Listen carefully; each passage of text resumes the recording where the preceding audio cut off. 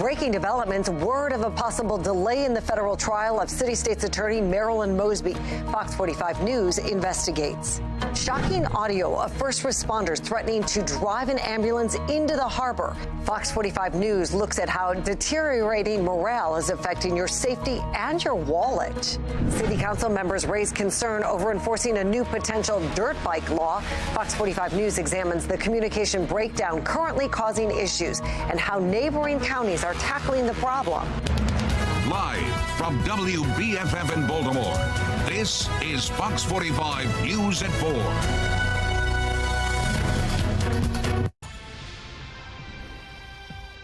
For the third time, we told you we are out of service per EMS2 for relief. I'm completely prepared to tell my driver to disembark, and I will drive this thing in the Inner Harbor. In a city in crisis, shocking radio traffic makes the rounds on social media, showing first responders at their wits' end. That audio from an EMT with the Baltimore City Fire Department threatening to put an ambulance into the Inner Harbor. Good afternoon, I'm Kai Jackson. And I'm Mary Bubala. As one EMT threatens to take some drastic action, others across Baltimore are frustrated by noisy dirt bikes ripping through city streets.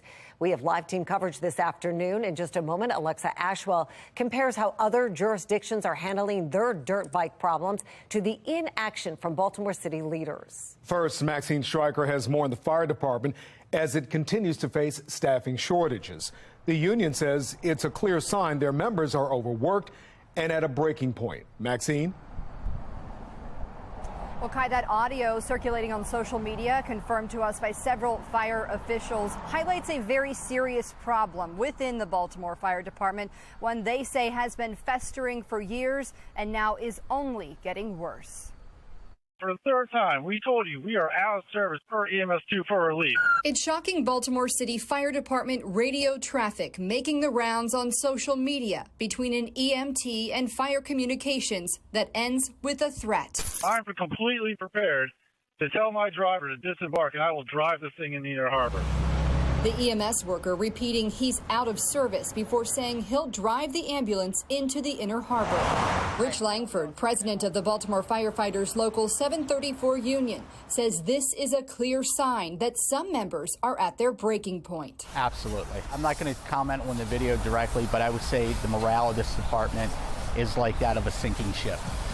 It can't get any worse. Langford says the issue is staffing, and it's nothing new. Members are completely fatigued.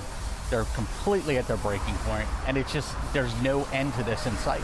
They're working multiple overtime shifts every week just to keep the department afloat. With a vacancy rate of close to 10%, Langford says on the EMS side, they're currently short over 40 paramedics and well over 100 firefighters. It costs the taxpayers overtime.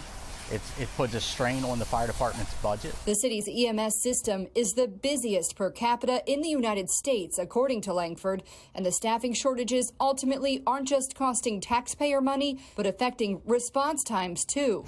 Last year, we reported a 12-year-old girl hit by a car had to wait 50 minutes in East Baltimore for a transport to the hospital. It causes areas come from different areas across the city, so you create holes as you go along.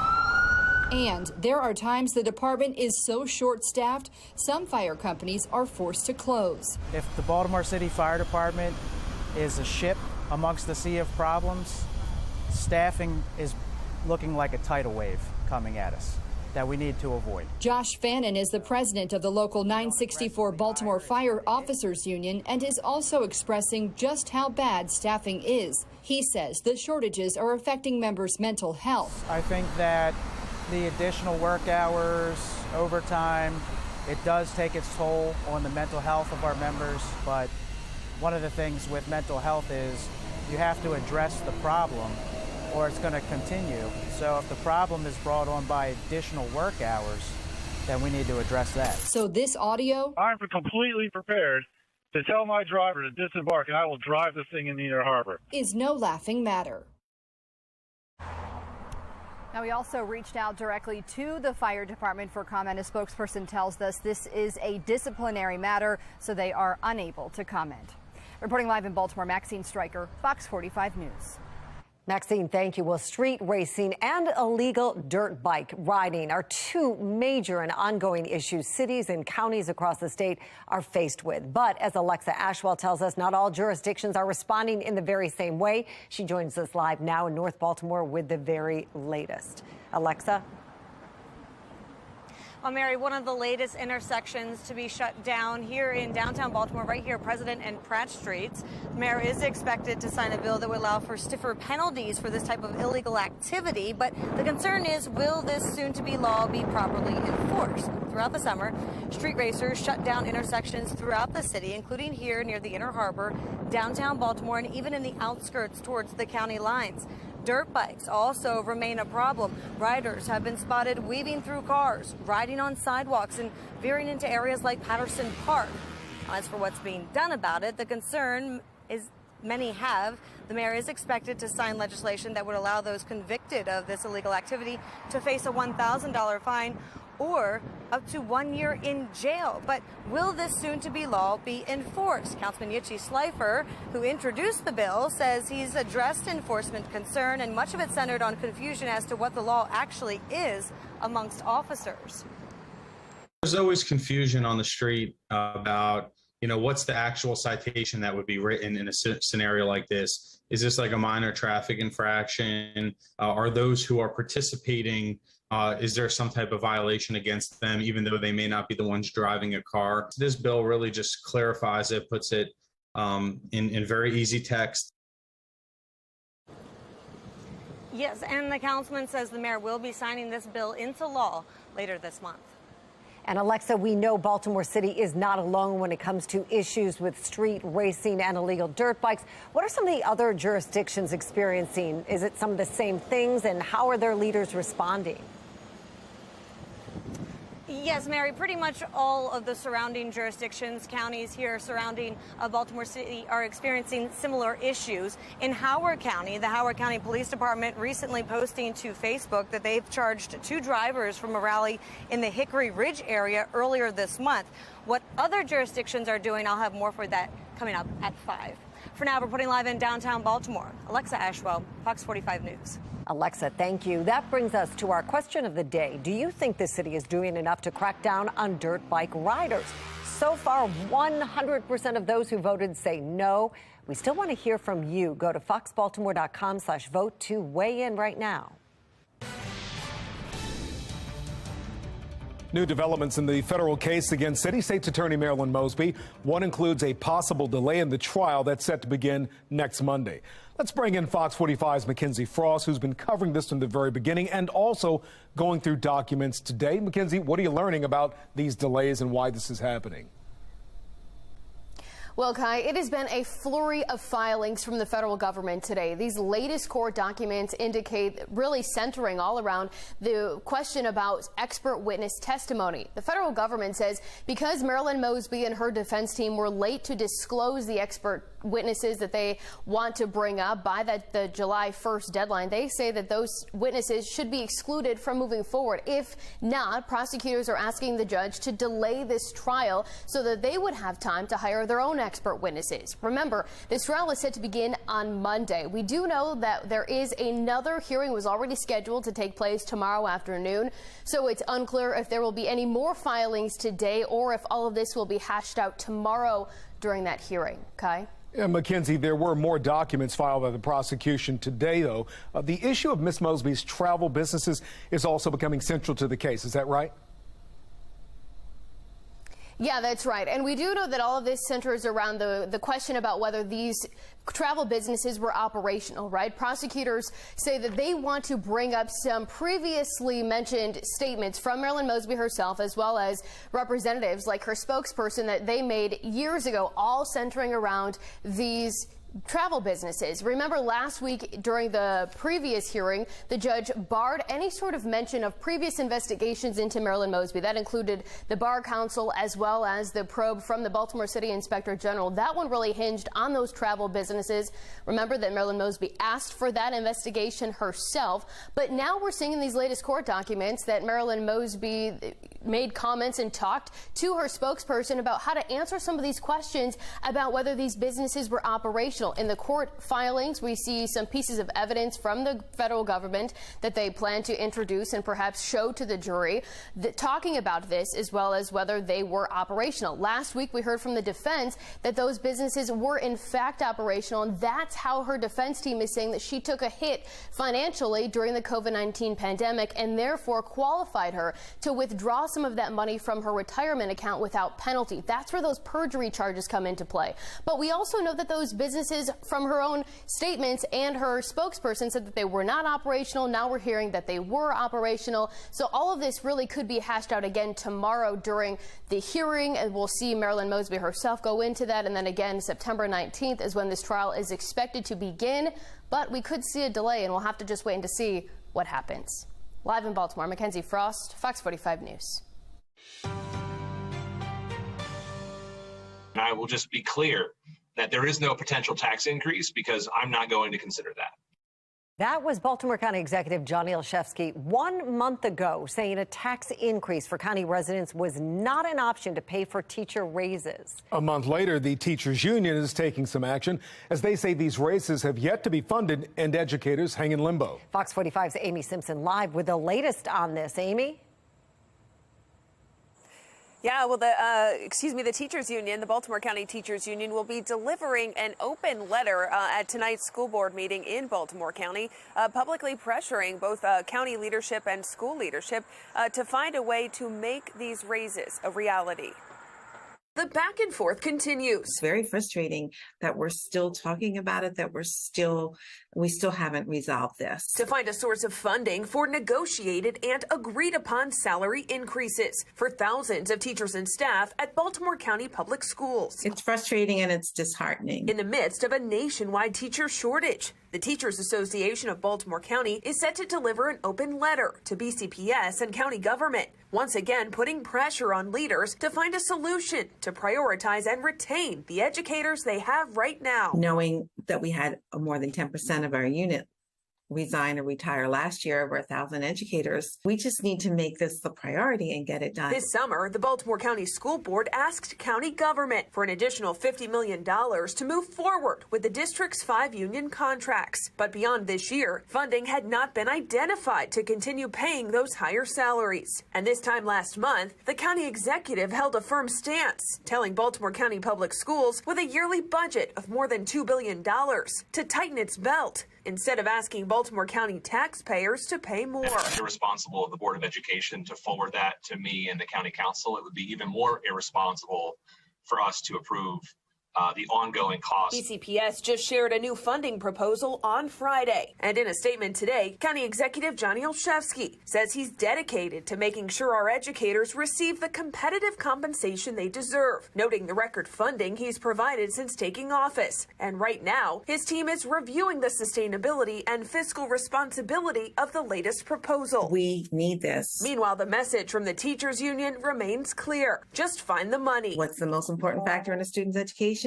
Their teacher in their classroom. And so let's just make this happen. And in a statement today, the district says, in part, it's proposed a 5-year fiscally sustainable plan, prioritizing new blueprint for Maryland's future funding and savings in the BCPS budget. The district also says it's committed to finding solutions that are both fiscally responsible and financially meaningful to hard-working employees. That school board meeting tonight, where the teachers union is expected to propose that or deliver that open letter signed by 3,000 educators. That meeting gets underway at 6:30. Reporting live tonight, Amy Simpson, Fox 45 News.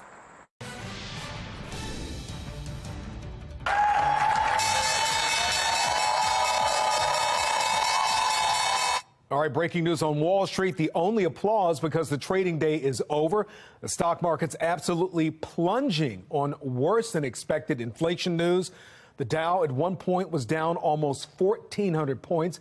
We'll have much more on today's inflation reports later in our newscast, but stay tuned. But first, here are these rough numbers. The Dow down over 1,200 points at the close. The Nasdaq plunged 630 points. The S&P 500 also cratered over 170 points. The raw numbers, they are ugly, and it translates to more than 5% on the Nasdaq. The S&P dropped over 4%. The Dow, believe it or not, suffered the least in that capacity. Again, we'll have much more on this troubling inflation report in just a few minutes. President Biden's plan to forgive some student loans faces stiff backlash. How some Republicans are preparing to fight back. A new proposal on Capitol Hill for nationwide restrictions on abortion. I'm Scott Thuman in Washington with a look at how it will be a critical issue this campaign season.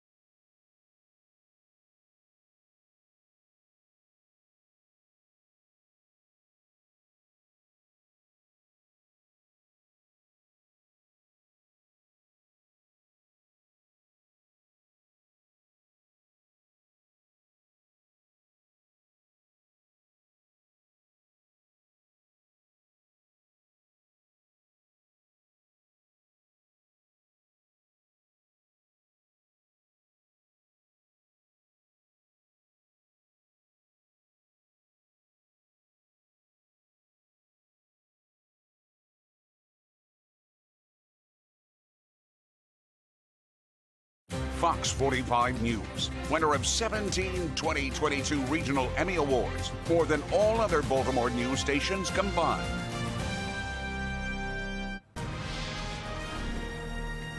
It has long been a controversial and deciding factor for many voters, abortion rights. Recently, however, it's taken on an even greater significance. Tuesday, that became more apparent based on congressional proposals for a new law. Sinclair's chief political correspondent, Scott Thuman, explains.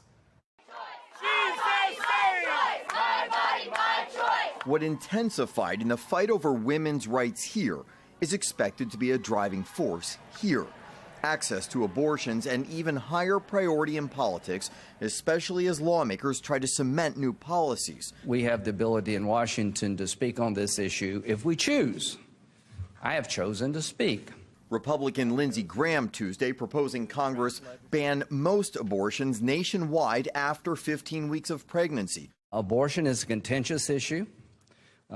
Post-Dobbs, America's got to make some decisions. Polling last month shows while 32% feel there should be no restrictions, the majority want at least some limits or with exceptions, like when the mother's health is at risk, or they want to outlaw abortion completely. But Democrats say there's been an obvious shift toward granting more access and that other polls show overall support for legalized abortion has grown now to 60%.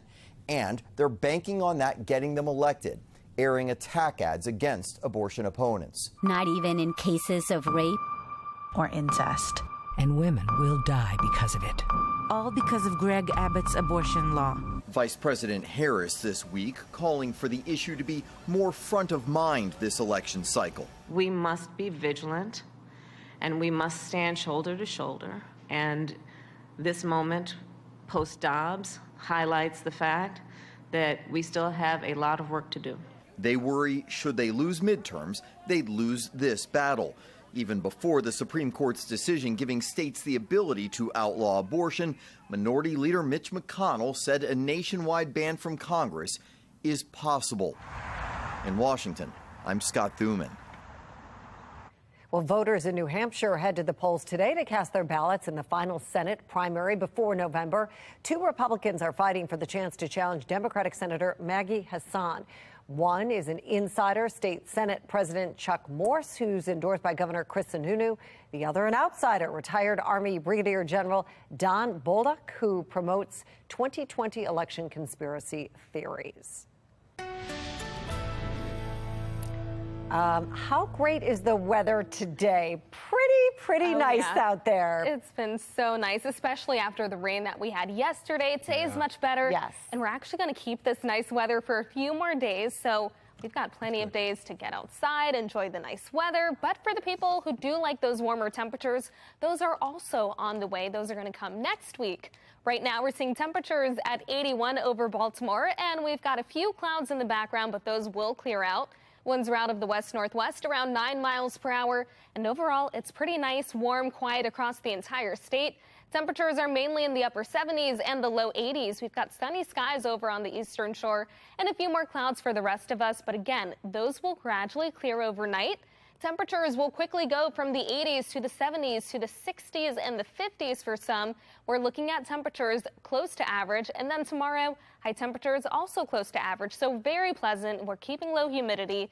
Temperatures will be around 83 for Wednesday, 80 for Thursday. Then as we head into Friday, 81. So very steady in the low 80s, some spots even in the 70s. Notice, though, we do stay dry over those 3 days. And even beyond that, we're going to enjoy a nice and long dry pattern. We're also talking multiple days with plenty of sunshine. And for those, again, who do like the hot temperatures, the more summer-like feel, that's also on the way coming next week. Notice we've got those clouds clearing overnight, and we'll wake up to plenty of sunshine around 7 a.m. Temperatures start in the 50s and 60s, so you may need the light jackets as you head out. Then by the afternoon, those numbers reach the 70s and the 80s with plenty of sunshine. Really not much to see as we head into Thursday. Same thing, we've got a sunny start to the day, sunshine by the afternoon, and then clear skies overnight. We're keeping watch on 2 areas in the Atlantic Basin. One has a low chance of formation. The other has a medium chance of formation over the next 5 days, so that's an area that we'll continue to monitor. Tonight, we stay quiet and clear with temperatures falling to 58. Winds will be out of the west-northwest around 5 to 10 miles per hour. Then get ready for a nice and sunny day tomorrow, 83 for the temperature with even lower humidity, so it'll feel nice and comfortable. Then as we move forward, 80 on Thursday, 81 on Friday, sunny days throughout the weekend, 83 on Saturday. Then we're in the mid-80s and upper 80s as we head into the upcoming week. Back to you. Thank you, Jasmine. A Maryland family frustrated as it struggles to recover their missing college savings money. What happened and why family members say somebody must be held accountable. But first, your credit card can do much more than just pay for things. How you can make sure you're taking advantage of all the offers your card can provide.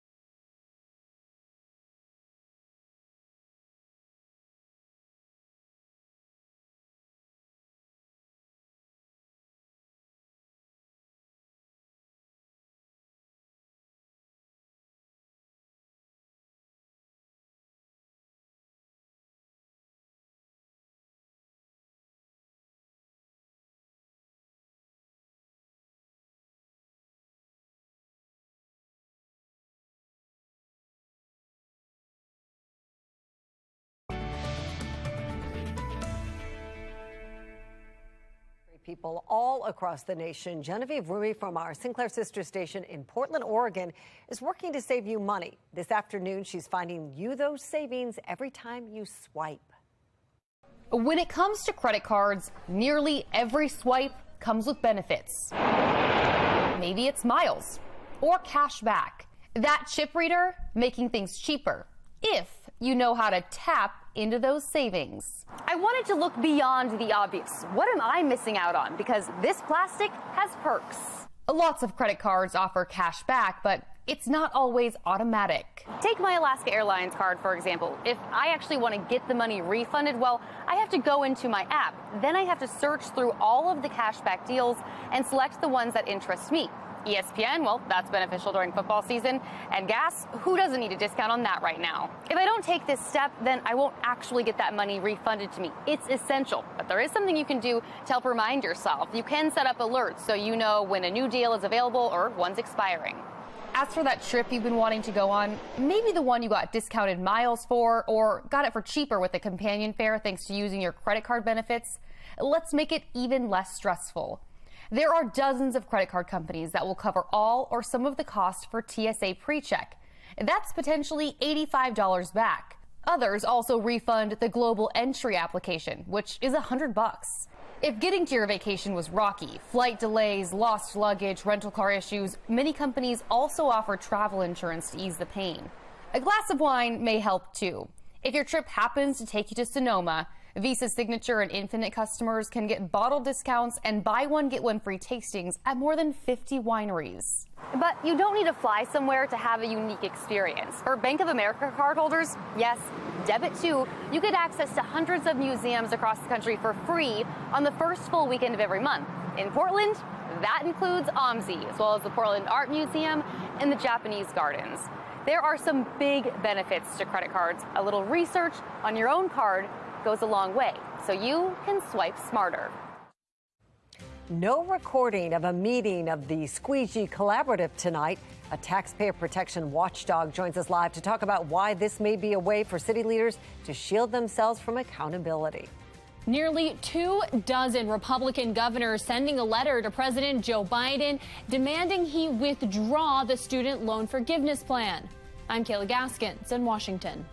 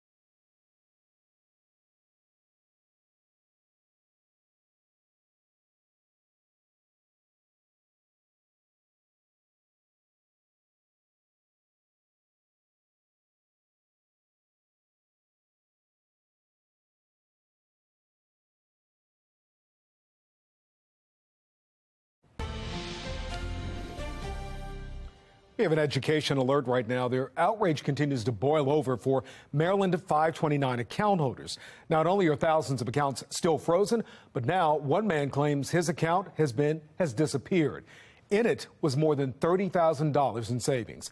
Fox 45's Rebecca Pryor has this story and is investigating what happened. It's scary for parents, Rebecca. Yeah, very scary, Kai. I can only imagine having that money and then poof, suddenly it's gone. The family tells me that the money has been missing for months now, and they're afraid they may never get it back. Kerry Higgs says it all started when he tried transferring his grandson's Maryland 529 account over to his daughter. Back in May, his daughter receiving a letter approving the transfer, but from there, Higgs says she was never able to gain full access to the account or its more than $30,000 in funds. He also says their countless calls to customer service have gone nowhere. You would think they would have an infrastructure in place to be able to handle all this stuff. And if there was a little glitch, it wouldn't take very long at all for them to fix it. But I'm just not sure what's going on. Now, I tried reaching out to Maryland 529 today for comment, but was told due to privacy concerns, they can't publicly comment on an individual account. Meanwhile, Higgs is far from alone in his frustration. Currently, thousands of others are also being denied full access to their accounts due to an interest calculation error. And Rebecca, you asked for an update on when those issues will be resolved. Did Maryland 529 give you a response? No, they didn't. So for now, there's still no end in sight, even though these issues have been going on for months now. Maryland 529, at least for the time being, is only promising an update to account holders on their progress by the end of October. Reporting live in Baltimore, Rebecca Pryor, Fox 45 News. But bills are due, right? Very frustrating. Well, along with more than 20 Republican governors, including Maryland's Larry Hogan, nearly 24 GOP senators are coming together tonight to oppose President Biden's student loan forgiveness plan. In a letter to the president, they are requesting he immediately withdraw his plan. National correspondent Kayla Gaskins explains what the letter says. In the letter, Republicans laying out their opposition to the plan, arguing it's unfair, but also alluding to possible future legal challenges, doubling down on the point the president doesn't have the constitutional authority to do what he did. It's the latest move from those staunchly opposed to President Biden's student loan forgiveness plan. 22 Republican governors from states like Florida, Texas, Iowa, and Ohio asking Biden to withdraw the plan immediately. The governors arguing it ultimately rewards the rich and punishes the poor, expressing fears loan forgiveness will exacerbate inflation. The White House disagrees. Restarting payments and providing targeted relief would actually be disinflationary. The letter also challenges the legality of the plan. Biden using the student loan forgiveness section of the 2003 HEROES Act as legal justification. But some legal scholars say he's wrong because the act was passed to specifically help the heroes of 9/11. The constitutionality has to do with the ultimate ability of the president to interpret a statute in a way that differs from the original intent or the original wording of the statute. And you're not supposed to be able to do that under our Constitution because Congress has the power of lawmaking. House Speaker Nancy Pelosi had this to say on the topic last summer. People think that the President of the United States has the power for debt forgiveness. He does not. He can postpone, he can delay, but he does not have that power. That has to be an act of Congress. A group of Democratic senators penning their own letter to the president Monday, asking for forgiveness to extend to Parent Plus borrowers. With payments restarting in January and forgiveness applications expected to open in a few short weeks, some Republicans, like Arizona's Attorney General, pushing for a legal challenge to be brought sooner rather than later. The Department of Education says a student loan forgiveness application should be open by early October. I'm Kayla Gaskins reporting. After the boil water advisory in West Baltimore, many people are concerned about the quality of drinking water. Tom Rogers speaks with an expert who says a dose of skepticism is healthy and taking testing into your own hands could be a good idea. Following West Baltimore's E. coli boil water advisory and the confusion surrounding how it was announced to the public, residents are having a difficult time trusting their water source. But water specialist Ned Van Allen with Atlantic Blue Water Services says while cities have to follow strict EPA guidelines, it's always smart to get your water checked from an outside source. Van Allen says cities face issues in the water systems all the time that don't necessarily make the news. Yeah, well, anytime you're building or a building goes up or any type of construction, if you hit a water line, water basically pushes out and pulls in, right? So anytime you pull that water back in, you have that potential for contamination. So any city that's doing construction anywhere across the country has a potential for this to happen. So how often should we test our own water then? Yeah, so that's a good question. The county or cities will do it on a quarterly basis. You can find it on their websites. They'll post that information, how often they're testing, when they're testing, and whether it passed or failed. You can also do it, once a year. Van Allen also says that homeowners need to have their water tested annually, no matter if they are septic or on municipality water. Now, there are many options like reverse osmosis to simple UV lighting that can keep your water system clean and safe. Tom Rogers, Fox 45 News. As we told you earlier this hour, tonight the so-called Squeegee Collaborative is meeting at New Shiloh Church in West Baltimore looking for solutions to a years-long problem on streets. Well, Mayor Brandon Scott says the meeting is to ensure the community looks at all options to support young people and ensure everyone's safety. However, there will be no recording allowed of the meeting, as city leaders told Fox 45 News. They will not allow cameras. Joining us live to discuss this issue is David Williams with the Taxpayers Protective Alliance. David, good afternoon. Good afternoon. This is very troubling because this is about transparency. It's about accountability. And at the heart of this is about the First Amendment and the transparency. People ultimately, the first thing they want from a government is transparency to see where money is being spent, but also for meetings like this to see what is happening in these meetings. And there's zero accountability when you don't have that transparency. And I think people are going to be frustrated. And this is a serious problem affecting the city. So we're not talking about something as mundane as what color the trash cans are going to be. Right. This is a serious problem affecting the city. So that's why it has to be not only open to the public, but open to the media. Do you, and because of that, really quickly, do you know if this is a violation of sunshine laws, at least in the state of Maryland, by the city not allowing recording inside? So I'm not sure if it's a violation of sunshine laws, but I am concerned that we see this as a pattern, right? Because we saw Marilyn Mosby, call the FCC on WBFF last year or the year before. So when the city doesn't like something, when officials don't like something, they try to shut it down and close it off to the media.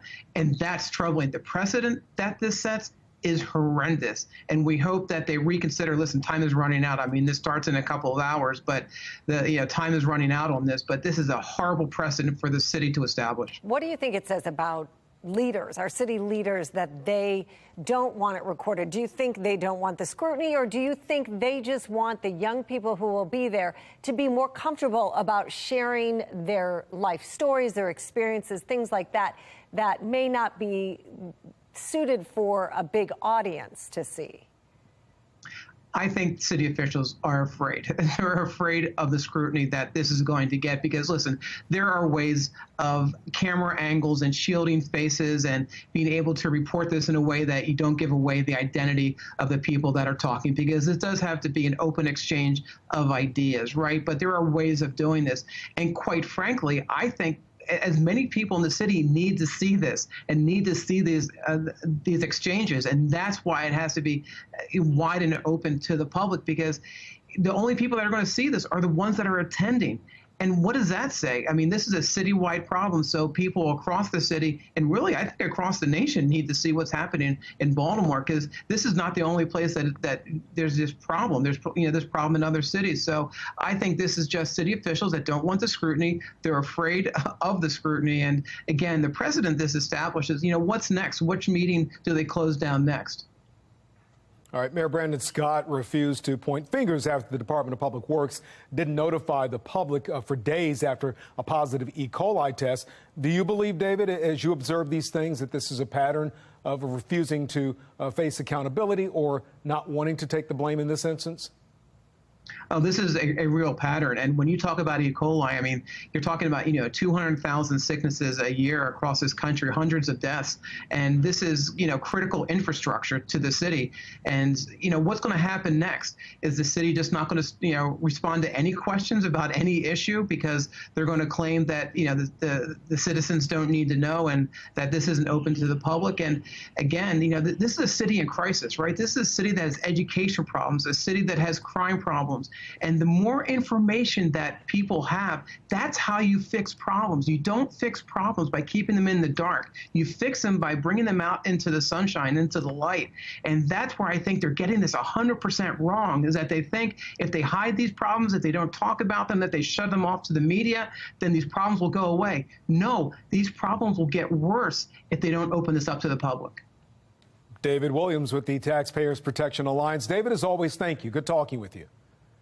Thank you. City State's Attorney Marilyn Mosby is set to go on trial next week, but may be in for another delay. Why federal prosecutors are now asking the judge for more time to prepare. And if you're planning on spending any time outside this evening, it looks great with temperatures in the 80s falling to the 70s. We'll stay nice, dry, and comfortable, and we've got more of where this nice weather is coming from. I'll let you know what you can expect over the next few days coming up in my full forecast.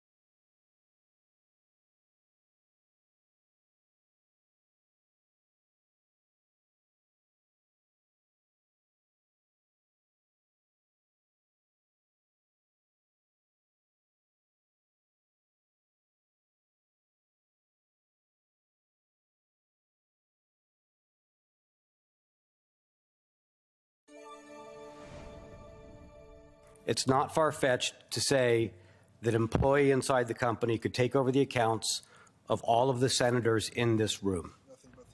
Developing right now, Twitter whistleblower Peter Zatko is warning senators about what he calls poor security policies. They don't know what data they have, where it lives, or where it came from, and so, unsurprisingly, they can't protect it. And this leads to the second problem, which is the employees then have to have too much access to too much data and to too many systems.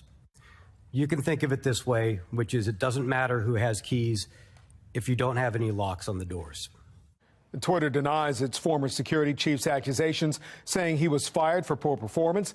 A recent court hearing over mishandling of user information alleges a similar problem at Facebook as the whistleblower describes, at least one whistleblower. Facebook says it's making changes to better safeguard data. We reported earlier it was one of the worst days for stocks since June of 2020. That was the result of a new inflation report that came in worse than expected. Savings on gas were wiped out, but soaring food cost. National correspondent Dr. El Nashar has a closer look at how this affects your budget. The highly anticipated August inflation report delivering an unwanted reality check. Getting prices under control won't be easy. While gas and plane ticket prices fell substantially, the relief is overshadowed by soaring costs of medical care, food, and shelter. Earlier this summer, Michael Moore of Lake Worth Beach, Florida, saw his apartment rent go from $1,000 per month to $1,500, a 50% increase. If I can't make rent, I'd be homeless. They'd kick me, put me on the streets. From what they said, it was their way or the highway. Some finding ways to be flexible in their grocery shopping, like buying wholesale or private labels. According to Bankrate economist Mark Hamrick, the inflationary pressures driving up food prices are long-term problems. When we think about all the disruptions that we've had with the climate, and that does affect food supply. Also, those who produce food also have to pay for labor. The labor shortage has employers paying a premium for workers, but Tuesday's inflation data show that rising prices are outpacing wages, meaning the buying power of the average hourly worker is down almost 3% from a year ago. The president hosting a celebration of Democrats' recently passed Inflation Reduction Act intended to lower energy costs and prescription drug prices. Republicans calling the event Tuesday an out-of-touch victory lap. With this law, the American people won and special interests lost. Maya McGinnis, head of the Nonpartisan Committee for a Responsible Federal Budget, supports the law, but in a new op-ed says overall the president hasn't been fiscally responsible since taking office and argues the debts racked up by Presidents Biden and Trump make the country vulnerable to higher inflation. Another tough wake-up call could come Wednesday with the release of a second inflation report detailing price pain for businesses. In Washington, I'm Atrel Nashar reporting. It's been a very nice day, especially compared to yesterday when we had rain and storms across the area. Today it's much nicer, it's drier and less humid. Currently we sit at 81 with partly cloudy skies over Baltimore. Winds are out of the west-northwest around 9 miles per hour, and across the region, it's pretty quiet. We do have a few showers to our north associated with that front, but notice it's moving toward the Atlantic and out of our area. We're left with nice and dry weather, and we're going to keep that dry weather for many days to come. Temperatures across the state are in the 70s and the 80s for most of us. The two high spots, Salisbury and Ocean City, both at 82 with sunny skies there. The rest of us, though, looking at the lower 80s and the upper 70s. These numbers will gradually fall to the 50s and 60s overnight, so you may want to grab a light jacket as you head outside in the morning, but we are looking at a nice warm up by the afternoon. Temperatures return to the upper 70s and low 80s. It's going to be even less humid with plenty of sunshine, so overall a very nice day ahead of us, and we've got more nice weather as we finish out the week. Notice overnight those clouds gradually clear, and we'll wake up to plenty of sunshine around 7 a.m. Then as we head into the afternoon, we're still looking at lots of sunshine as high temperatures reach the 70s and the 80s. We'll stay quiet and clear once again as we head into Thursday morning, and then by the afternoon, we're still talking sunny skies, so a very consistent pattern with lots of sunshine. During the day, clear skies overnight and nice and low temperatures. We're keeping watch on two areas in the Atlantic Basin. The first in yellow has a low chance of formation. The second in orange has a medium chance of formation over the next 5 days, so that's an area that we'll continue to monitor. Meanwhile, we stay nice and quiet here as temperatures fall to 58 overnight. It's actually a little below average for this time of year, and high temperatures tomorrow close to average.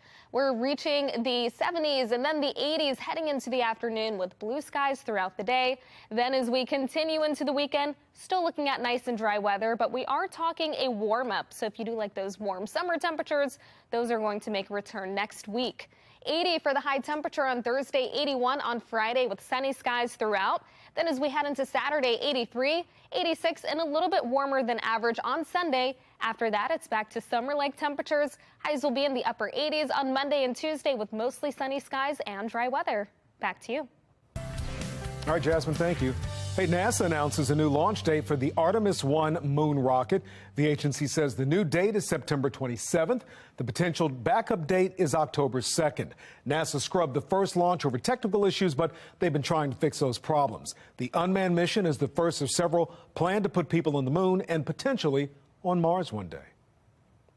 Coming up at 5 o'clock, will snow days be a thing of the past for Anne Arundel County students? A new plan to make sure a big storm doesn't put kids behind in schoolwork.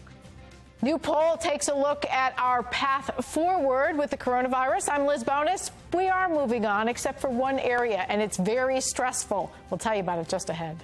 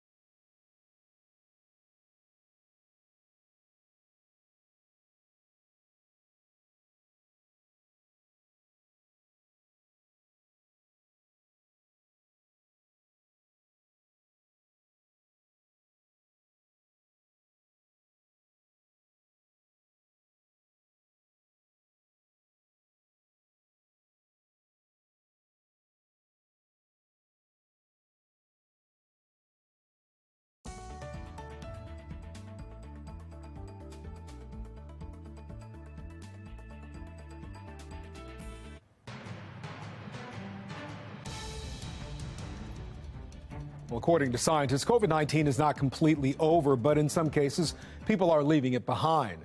That's the latest from a new poll looking at our behavior to reduce risk from the virus. Medical reporter Liz Bonus breaks down the numbers. Hey there, everybody. This poll asked people to rate their lives at this stage in the pandemic. It does appear that we fear COVID-19 a lot less than we have in the past 2.5 years. That means more of us are continuing to get back into everyday life, even though more than 400 people a day are still dying of COVID-19 complications. According to public health specialist Dr. Steve Fagans, this desire to put the pandemic behind us and in no ways diminishes the need to get your bivalent booster now that it's available. This survey found only about 6 in 10 of us are concerned about getting the virus right now. Nearly 2 in 3 of us say we don't wear masks anymore. And 9 in 10 of us say COVID-19 has changed our lives forever. Most of us describe our lives as good. But the area we rank the lowest right now in that category, our money. We are seeing people that are coming into our locations that are stressed out about finances. Nearly 3 in 4 of us say pandemic shutdowns early on were needed, but half of us say they caused unnecessary damage to the economy. Financial coach Jason Fishburne says if you're struggling with debt, don't be afraid to return to your cash-only option. Take cash out. You have that set amount when you go into the store so you can get your needs. And once you run out of the cash, you come back and you do it again the next time. Finally, one important note, only about 1 in 4 of us are familiar with the newest treatments for COVID-19, such as Paxlovid. So if we get the virus, we may not know to ask for it. A person that knows your personal health history, always the best person to ask about the path forward. I'm medical reporter Liz Bonus. Now back to you. It has been a very nice day today, but the next 3 days look even better. Temperatures very similar tomorrow, highs around 83 with plenty of sunshine. It will be less humid. And then as we head into Thursday, even lower humidity. Temperatures around 80 still with plenty of sunshine. And then we've got another day with lots of sunshine again on Friday. Temperatures remain in the low 80s, but we're actually looking at a warm up as we head into the weekend and then into next week. I'll let you know just how hot it gets coming up in about 20 minutes. Back to you. All right, Jasmine, thank you. Coming up on Fox 45 News at 5 o'clock, Marilyn Mosby's federal trial may be pushed back. New information on the case. Some counties are putting their foot down on illegal dirt bikes. The question is, can that be done in the city?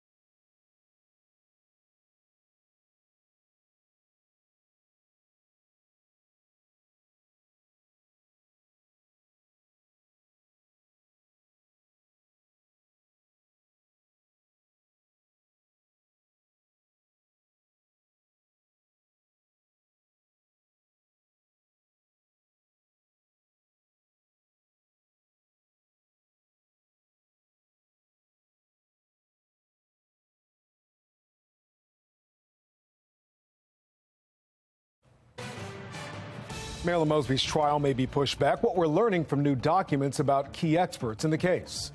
A first responder saying he would drive an ambulance right into the Inner Harbor in protest of being overworked. The shocking radio traffic making the rounds now on social media. The new efforts to get illegal dirt bikes off the streets surrounding counties are taking action. But what happens to Baltimore City? Live from WBFF in Baltimore, this is Fox 45 News at 5.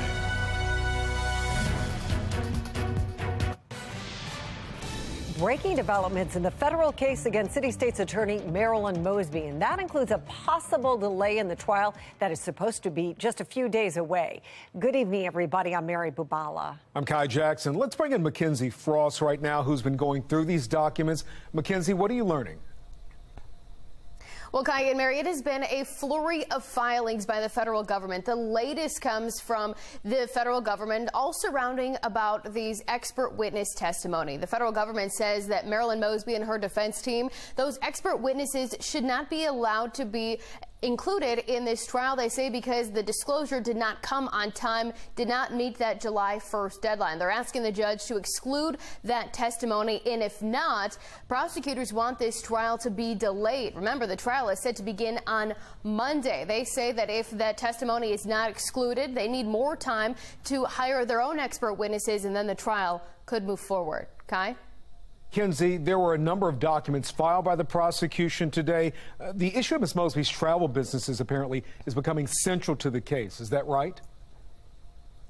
Absolutely. We're included in these documents that we're also learning, the federal government talks about pieces of evidence that they want to bring up, including some emails and a letter that Marilyn Mosby sent and some communication between her and her staff members all about those travel businesses. Remember, in 2020, Marilyn Mosby and her staffers all said that those 3 travel-related businesses were not operational, that they didn't have any clients, she wasn't making money, and they said that she did not have any plans to operate those businesses while she was working as state's attorney. Those pieces of evidence that we're seeing in these latest court filings show that, as well as communication about how to answer questions from the media about those businesses. Remember, at the last hearing last Wednesday, the federal judge prohibited the prosecutors from bringing up previous investigations into Marilyn Mosby, like the Bar Council probe, as well as the investigation sparked by the Inspector General into Marilyn Mosby's travel, one that Marilyn Mosby herself asked for. Now, that's important because now prosecutors are calling these latest communications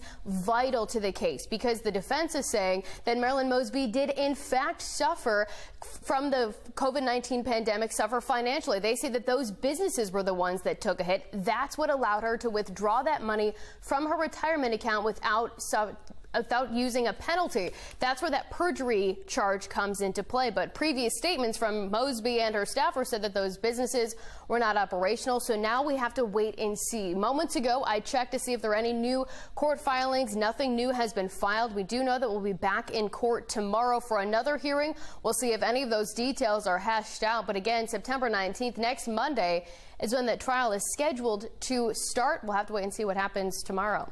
Live in Baltimore, Mackenzie Frost, Fox 45 News.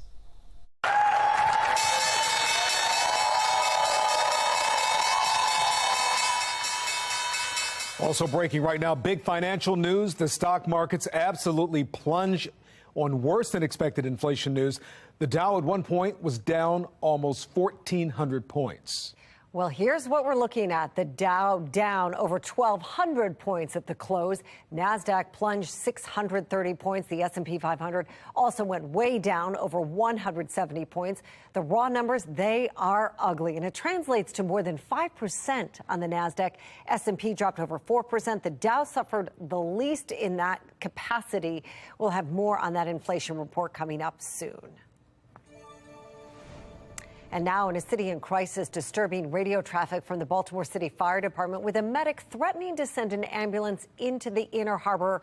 He was frustrated. And you can hear it in his voice, Mary. And this as the department continues to face staffing shortages. The union says it is a clear sign its members are overworked and at their breaking point. Fox 45's Maxine Stryker is live with just how bad it is out there. Maxine? Well, Mary, this audio that's circulating on social media and confirmed to us by several fire officials really highlights a very serious problem within the Baltimore City Fire Department, one some say has been festering for years and is now only getting worse. For the third time, we told you we are out of service per EMS2 for relief. It's shocking Baltimore City Fire Department radio traffic making the rounds on social media between an EMT and fire communications that ends with a threat. I'm completely prepared to tell my driver to disembark, and I will drive this thing in the Inner Harbor. The EMS worker repeating he's out of service before saying he'll drive the ambulance into the Inner Harbor. Rich Langford, president of the Baltimore Firefighters Local 734 Union, says this is a clear sign that some members are at their breaking point. Absolutely. I'm not going to comment on the video directly, but I would say the morale of this department is like that of a sinking ship. It can't get any worse. Langford says the issue is staffing, and it's nothing new. Members are completely fatigued. They're completely at their breaking point, and it's just, there's no end to this in sight. They're working multiple overtime shifts every week just to keep the department afloat. With a vacancy rate of close to 10%, Langford says on the EMS side, they're currently short over 40 paramedics and well over 100 firefighters. It costs the taxpayers overtime. It puts a strain on the fire department's budget. The city's EMS system is the busiest per capita in the United States, according to Langford, and the staffing shortages ultimately aren't just costing taxpayer money, but affecting response times too. Last year, we reported a 12-year-old girl hit by a car had to wait 50 minutes in East Baltimore for a transport to the hospital. It causes areas come from different areas across the city, so you create holes as you go along. And there are times the department is so short-staffed, some fire companies are forced to close. If the Baltimore City Fire Department is a ship amongst the sea of problems, staffing is looking like a tidal wave coming at us that we need to avoid. Josh Fannin is the president of the local 964 Baltimore Fire Officers Union and is also expressing just how bad staffing is. He says the shortages are affecting members' mental health. I think that the additional work hours, overtime, it does take its toll on the mental health of our members, but one of the things with mental health is you have to address the problem or it's going to continue. So if the problem is brought on by additional work hours, then we need to address that. So this audio? I'm completely prepared to tell my driver to disembark and I will drive this thing in the Inner Harbor. Is no laughing matter. Now, we also reached out directly to the fire department for comments. They tell us this is a disciplinary matter, therefore they are unable to comment. Reporting live in Baltimore, Maxine Stryker, Fox 45 News. Thank you, Maxine. Continuing coverage on a city in crisis.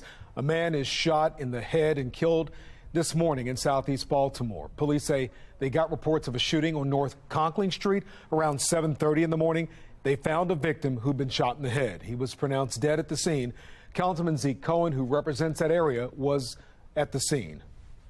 It is unbelievably frustrating at 7:30 in the morning. What sounds initially like a fight and discharging escalates into someone losing their life. It is beyond unacceptable, but it's also just 7:30 a.m. Why are we doing this? Officers say they haven't made any arrests at this point, but police are urging anyone with information to call Metro Crime Stoppers anonymously at 1-866-7-LOCK-UP. Well, it has been a violent year in Baltimore with killings and shootings both on the rise. 246 people have been killed this year. 522 have been shot and survived. At this time last year, 237 people were killed and there were 480 non-fatal shootings. And also new tonight, admitted arsonist Luther Trent accepts a plea deal for his state charges, including 3 attempted homicide charges. Trent was sentenced to 40 years in prison with all but 22 years suspended for each of those 3 attempted homicide charges. Trent will serve some of this sentence while he's serving his 12-year federal prison sentence. In February, Trent spoke with Fox 45's Mackenzie Frost about setting his ex-girlfriend's house on fire while she was inside, along with her 2 roommates. He was originally released after serving less than 6 months in jail on a plea deal offered by City State's Attorney Marilyn Mosby's office. Now, Trent is now appealing his federal sentence, though it's unclear on what grounds. Squeegee kids continue to be a problem for drivers of the city, with multiple reports of violent incidents. In fact, one even ending in a driver's death, according to city police. Well, now there's a new move tonight looking for solutions to this ongoing problem. Jeff Abel is live in West Baltimore, where city leaders are getting ready to hear from residents themselves. Jeff? That's right. A group of squeegee strategists will be gathering here at New Shiloh Baptist Church in about an hour, where they plan to hear from the public about any possible solutions to the squeegee crisis. As you know, the city has tried for years to remove those squeegee kids from the intersections. They've recently been blamed for a number of assaults, even a shooting death of a motorist this past summer. And 2 months ago, the mayor called on a group of business and civic leaders to form a squeegee collaborative, which is charged with developing strategies to remove those squeegee kids from city intersections. Well, tonight, That collaborative will be gathering community input and is opening its doors to the public. However, the meeting will not be completely public. The city is not allowing cameras or any other recording equipment inside this meeting. So far, it's still unclear exactly why. We're live at New Shiloh tonight. Jeff Abel, Fox 45 News. Well, local schools may be moving away from snow days. The new plans for some school systems to keep kids in class even when they can't be there in person. An alarming number of aged kids are getting young kids are getting killed in Baltimore. How a former school administrator says that violence could be stopped. And we're in for very nice next few days with plenty of sunshine and temperatures staying in the upper 70s and low 80s. But we do have the return of hot summer-like temperatures coming our way. I'll let you know when to expect that coming up in my full forecast.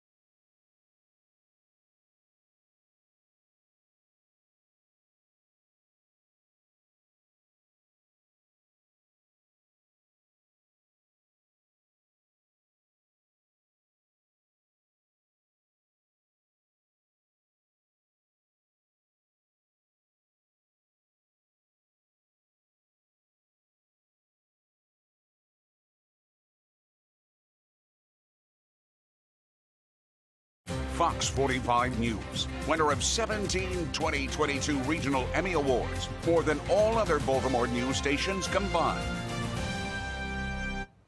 Well, now on to two major and ongoing issues. Cities and counties are facing across Maryland street racing and illegal dirt bike riding. But not all jurisdictions are responding in the same way. Alexa Ashwell's live in downtown Baltimore to explain all of this for us. Alexa. Well, Mary, one of the latest intersections to be shut down by street racers here in Baltimore, this corner, President and Pratt Streets. Now, the mayor is expected to sign a bill that would allow stiffer penalties for this type of illegal activity, but the concern is, will it be properly enforced?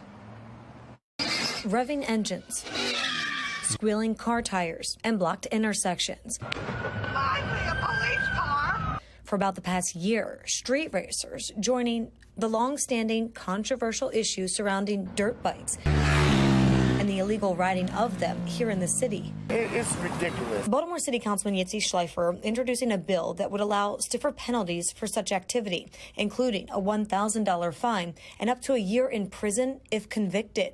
The mayor expected to sign the legislation, but with an understaffed police department and city state's attorney already opting to not prosecute certain lower-level crimes, will this soon-to-be law be enforced?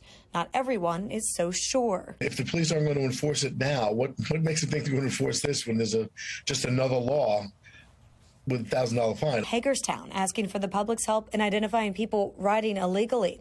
The department writing, while state law only allows us to issue traffic citations for riding on public roadways, we have worked with the state's attorney's office to make the forfeiture of these ORVs part of a plea agreement when defendants come to court on traffic charges. Back here at home, Councilman Schleifer says he's addressed enforcement concern, and much of it centered on confusion on what the law actually is amongst officers. There's always confusion on the street about, what's the actual citation that would be written in a scenario like this? Is this like a minor traffic infraction? Are those who are participating, is there some type of violation against them, even though they may not be the ones driving a car? This bill really just clarifies it, puts it in very easy text. We're told the mayor is expected to sign this bill by the end of the month. Reporting live in downtown Baltimore, Alexa Ashwell, Fox 45 News.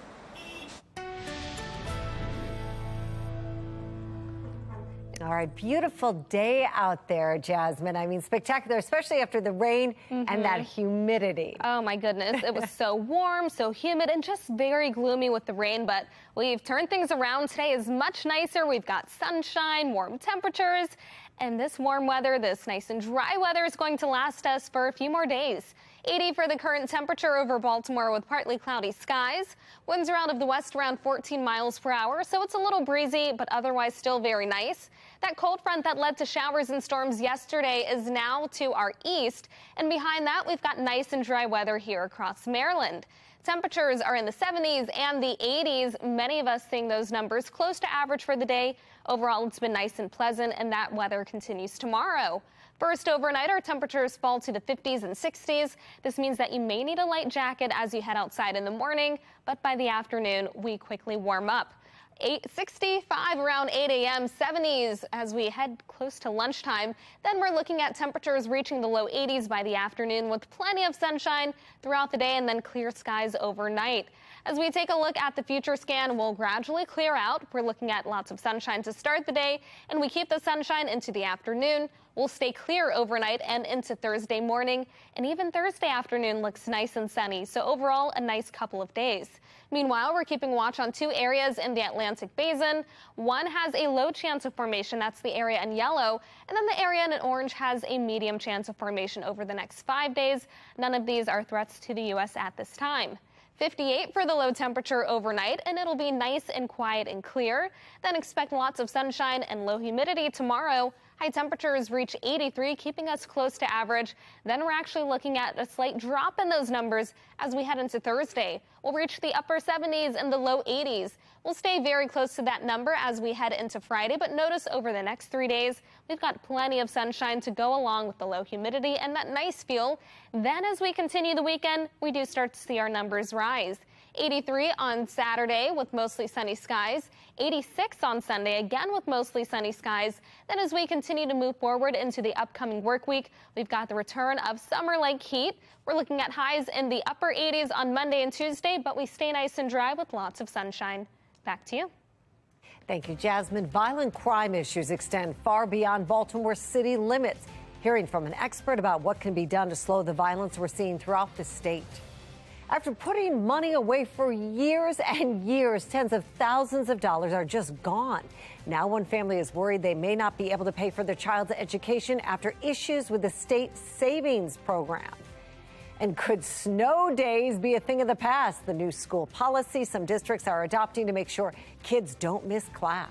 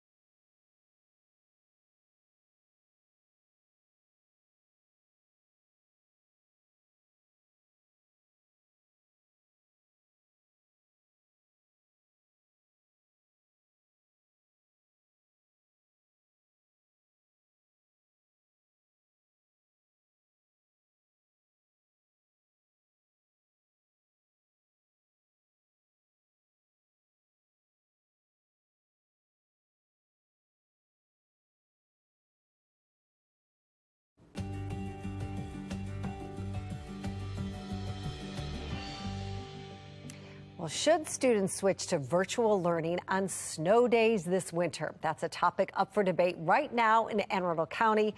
Fox 45's Amy Simpson live now. Amy, what are you finding out? I can see both sides of this. Kids not happy about it, parents pretty happy. Mary, it's so tough. The inner kid in all of us just, cringes at the thought of this. But MSDE, the State Department of Education, actually created a plan to allow districts the ability to repurpose school days into virtual school days this year. They're able to do that up to 8 times this year. And Anne Arundel County is one of the districts proposing using those days on inclement weather days. And this proposal for virtual instruction calls for all students and staff grades 3 to 12 to take home those devices every school day in the event of winter weather. A virtual learning snow day could be synchronous or asynchronous learning, which would require teachers to have a lesson plan ready to go ahead of time. And the plan says there cannot be more than 3 virtual snow days in any one marking period. Ultimately, though, it would be up to Anne Arundel County's superintendent whether or not to repurpose an inclement weather day into one of these 8 virtual school days allowed by the state. There were several concerns or some comments that came up about don't take away snow days. I think what you will hear in this plan is that isn't the intent of the school district, but we also have a responsibility to try to not go into people's summer plans while also still allowing for us to deliver instruction, but also make sure that there is built-in time for students and families to also enjoy these inclement days. Now, parents and community members have the ability to comment on this proposal until Sunday, September 18th, and then the Anne Arundel County School Board is expected to vote on this proposal on September 21st. And Amy, the lines are ringing off the hook. All kids are saying under this new proposal, they want to know what it would take for there to be a true snow day in Anne Arundel County. They're asking the questions that everyone wants answers to. So the district says that there still could be true snow days. They gave the example of, a snowstorm or an ice storm potentially that leads to widespread power outages. On days like that, it wouldn't be feasible or make sense to move forward with one of these virtual school days. But we'll just have to wait and see. Mary, back to you. Amy, thank you. Well, in a national survey of public school superintendents, 2/3 say teacher and other staff vacancies are higher this year than last. That makes sense. 85% of superintendents blame the shortage on not having enough applicants. 54% say teachers want better pay, and that's contributing to the small applicant pool. And the same issues are leading to teachers leaving or retiring. 45% of administrators also cite burnout as a reason for those shortages. Well, Fox 45 News is your back-to-school headquarters, and we're committed to investigating any problems that your kids run into this year, from teacher shortages to a lack of school bus drivers. Call our news tip line, 410-467-5595. You can also send us an email at news@foxbaltimore.com or chime in your pictures and videos on the Fox 45 News app. Coming up, children at risk as an alarming number of children in Baltimore are being struck down by violence. We hear from a former school administrator who has a solution to help stop it from happening. After saving for their child's education, tens of thousands of dollars may have disappeared. Hear from a family begging for some answers. And a deadly new drug that dealers are pushing on kids. The warning tonight from health officials over rainbow fentanyl.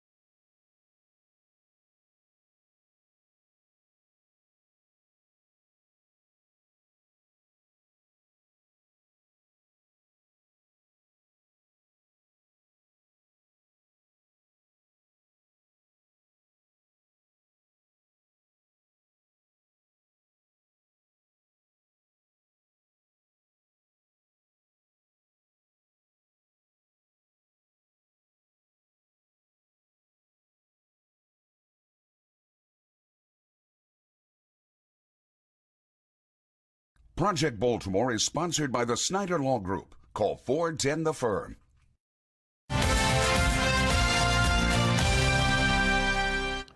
Baltimore City is seeing a sharp increase in young people being murdered, sadly. And observers say this year is one of the worst in recent memory. Yeah, we've reported on a lot of it.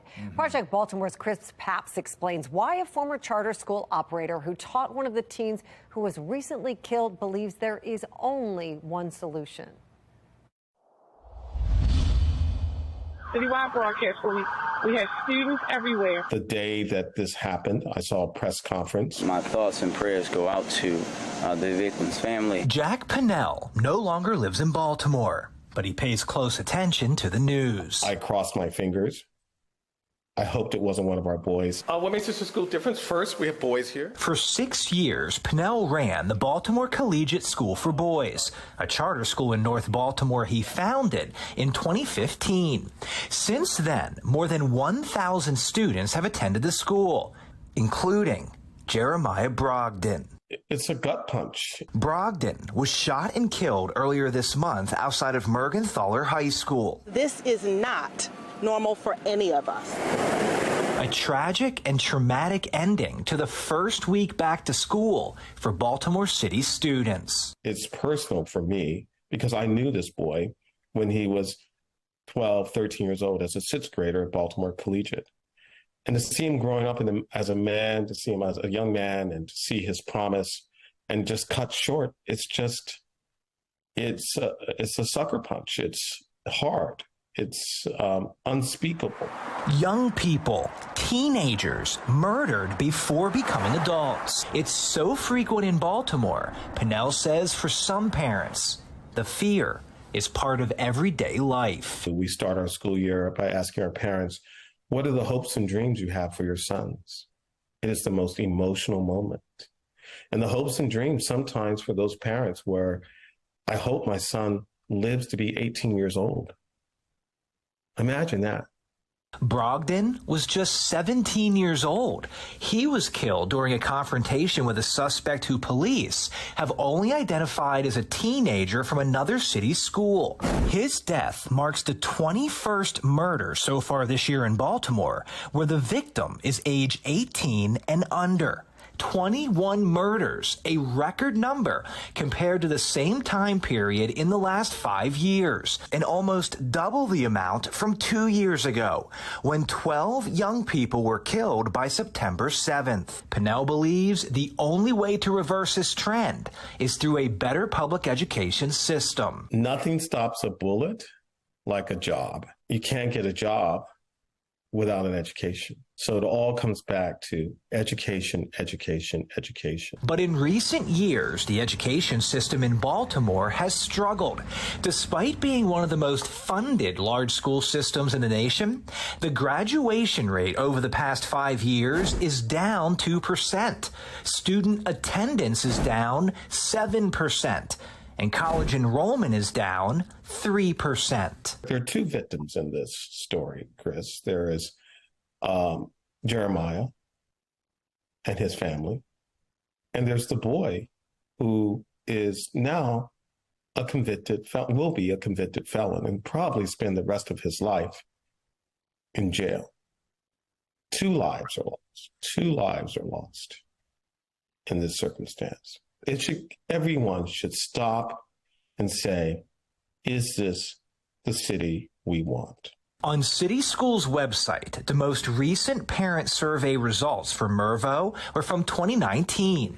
That year, just 72% of parents surveyed felt the school was safe. Pinnell says in Baltimore, he doesn't see a city that's making significant changes to improve the education system or the violence, which is one of the reasons he left. When we spoke, Pinnell was in Philadelphia, where he plans to open another all-boys charter school. It seems to us now, something that we've come to expect, that young people will die at an early age in Baltimore. It's a terribly violent city. We should never, ever think that this is an ordinary course of life. We should never, ever expect a mother to bury her child. We have to make this city safer. We have to make our schools safer. Education is the answer. I'm Chris Pabst, and this is Project Baltimore. An education alert now. Outrage continues boiling over for Marilyn 529 account holders. Not only are thousands of accounts still frozen, but now one man claims his entire account, all that money has vanished. In it was more than $30,000 in his savings. Fox 45's Rebecca Pryor is investigating exactly what happened. Rebecca, is so disturbing.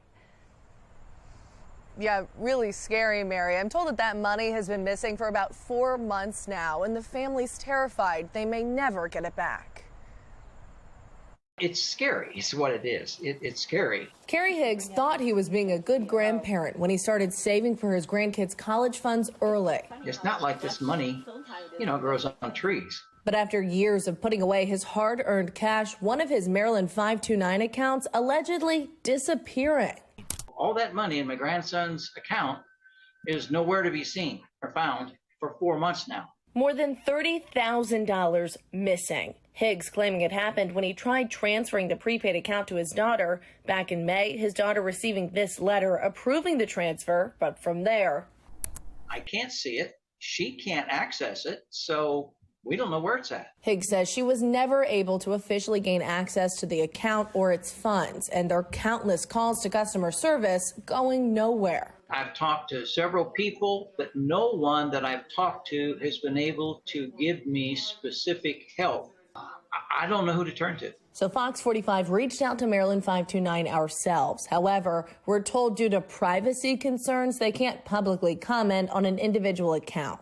This is a real betrayal of trust. Meanwhile, Higgs is far from alone in his frustrations. Thousands of other accounts like Brian Savoa's currently frozen due to an interest calculation error. There should be plenty of money to pay parents out what they're owed, but for some reason it seems like they don't want to do that. Online, Marilyn 529 assuring account holders their savings are safe. But after months of problems and no solutions in sight, I'm saying, boy, what a perfect way for someone to take money. Many now fearing the worst. Have I thought about legal action? Yes. I also asked the state agency how they can guarantee that none of these funds have been compromised, considering there's no deadline for when any of these problems or issues will actually be resolved. However, as of news time tonight, I have not heard back. Reporting live in Baltimore, Rebecca Pryor, Fox 45 News. The Safe Streets program is a city program meant to help prevent violent crime in Baltimore, at least avoid conflicts. But tonight it's unclear if it's working. Yeah, Fox 45 News continues to investigate Safe Streets. Mackenzie Frost shows us the latest questions that she's digging into. Looking into Safe Streets has really been an uphill battle. Remember that we have these community-based organizations that operate these Safe Streets locations. Now, each CBO, as they're called, like Living Classrooms, Catholic Charities, Life Bridge, Park Heights Renaissance, they all get their money to operate these 10 different locations from the city itself. But getting information out of these organizations has really been a challenge. But we do know that these organizations are in charge of certain things when it comes to operating these Safe Streets locations. Let me show you. The CBOs keep track of, quote, overall oversight, human resources, and employee services for Safe Streets staff, along with data reporting, data collection, management, and review. And keep that in mind, because we do know that these CBOs, they have a contract with the city to operate these locations, right? But the CBOs have told us that the city has told them not to talk to the media about Safe Streets or the operations. So now we have even more questions. So here's what's next. We have more questions for these community-based organizations. We want to know information about the data reporting and collection. We want to see a list of all of the employees who work at the Safe Streets locations, what their schedules are, and who are their supervisors. We also want to know more information about the training schedules, the budget for those trainings, and who's in charge of organizing it. Then we also want to know what the Mayor's Office of Neighborhood Safety and Engagement's oversight role is. Remember, this office, MONSE, that's the agency within city government that's operating Safe Streets itself. And if the city doesn't have all of this information, Why not? They are the ones working with these community-based organizations to implement this program, the same program that we hear time and time again is a pivotal player in the mayor's anti-violence plan that he talks about all the time. We also want to know information about the site supervisors because we have gone to all of these Safe Streets locations, really not finding hardly anyone who's there. We know that the Safe Streets locations say that these supervisors are supposed to be there during normal business hours, but that's not really reality, at least from what we have learned going out looking for ourselves. So where's the oversight in all of this? And what's the purpose of Monsey if all of these agencies aren't working together to make sure that these programs are really working? So once again, we've asked to sit down with the director of Monsey, Shante Jackson, to talk about all of this and her oversight role. We've asked multiple times to sit down with Jackson to talk about this for the last several months throughout her investigation, but that never happened. So we're asking again, and we'll see. I want to know what you've seen in your community. Have you ever seen Safe Streets employees talking or engaging with other people in the area? Have you seen employees going in and out of these Safe Streets locations? Or do you think you have a tip that we need to investigate about Safe Streets? Well, send it to me directly at safestreetstips@gmail.com. At the Accountability Desk, Mackenzie Frost, Fox 45 News. Crime issues in Baltimore and across the country are putting counties under pressure. With violent crime up and recent incidents of violence against police officers outside the city, Megan Gillen talks with an expert about what can be done to combat crime. A Baltimore County officer assaulted over the weekend. The suspect fleeing into the city before being taken into custody. Law enforcement expert Mari Richards weighing in on the crime crisis that seemingly has no boundaries. This is really a national problem. What we're seeing is literally a war on cops. The police have been dehumanized, delegitimized, and demonized by political forces and the media. And there's a feeling now, particularly with the criminal element, that it's justified to attack and try to kill police officers. And you see it happening all over the country. It's not just violence against police that we're seeing, but violence across our city, across the state, across the nation, as you made reference there. How do we change this? Well, it starts by speaking the truth. I mean, there's a false narrative out there that the police are systemically racist. They're trying to kill black people. That's an absolute lie. You connect that also with the radical prosecutors like Marilyn Mosby, who thank God will be gone soon, that lets these criminals go, and you put all that together and you have a deadly mix. Richard says the only way to change the violent trend is for people to stand up and speak out. I'm Megan Gillen, Fox 45 News. It looks like candy, but it's a pill that can kill. I'm Angela Brown in Washington, D.C. The warning tonight about a dangerous drug used to target and trick America's young people. And it's been a nice and comfortable day, but we're not done with summer temperatures just yet. We are looking at above average temperatures over the next 6 to 10 days, making it feel more like summer. I'll let you know just how hot it will get coming up in my full forecast.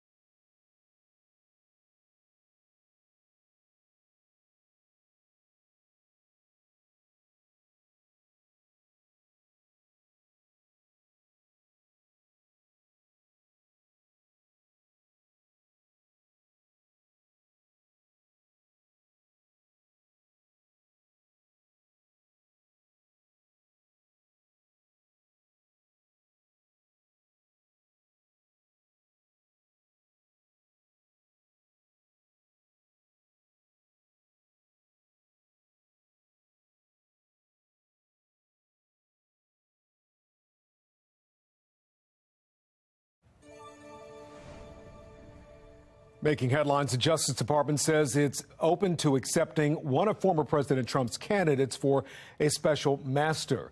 In a court filing, the DOJ says it found one of Trump's picks to be an acceptable choice to serve as a special master. This comes after a judge granted Trump's request for a third-party attorney to review materials seized from Mar-a-Lago. The DOJ has also proposed two other candidates to serve as a special master, but Trump says he opposes them. A new report shows nearly a fifth of lawmakers or their family members have bought or sold stocks or other assets that could qualify as conflicts of interest because of their position in government.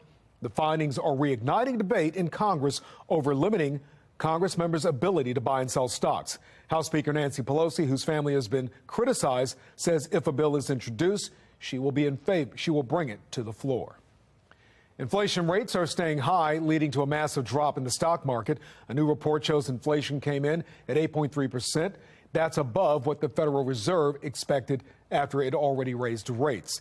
Federal Reserve Chair Jerome Powell says rates will go higher if needed to slow inflation, which could hurt families and businesses in the short term.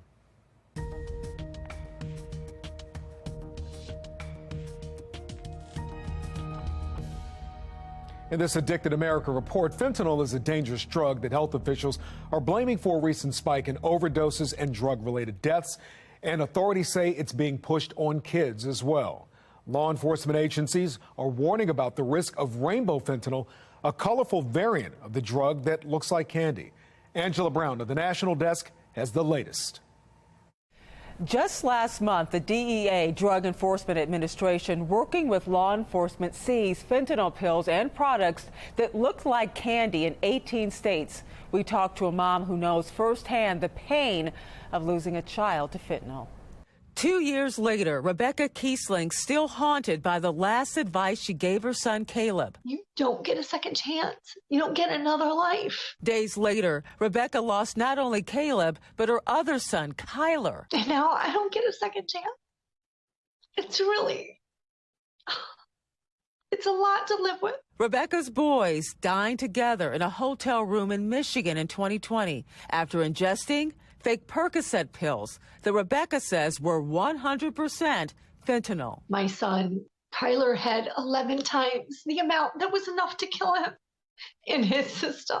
Fake prescription drugs laced with fentanyl are killing users. Now, a new danger.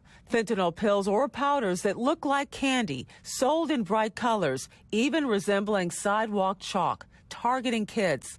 Mark Morgan, former acting commissioner of Customs and Border Protection. The precursor chemicals are coming from China directly to Mexico. Mexico now has created these super labs where they're making their own fentanyl, and then they're lacing that. Just last July, fentanyl seizures up 203%. We shouldn't be focused just on how much we're seizing. That should give us an indicator of the depth of the problem. The real issue is what we're not seizing. In 2021, fentanyl was involved in more than 77% of adolescent overdose deaths.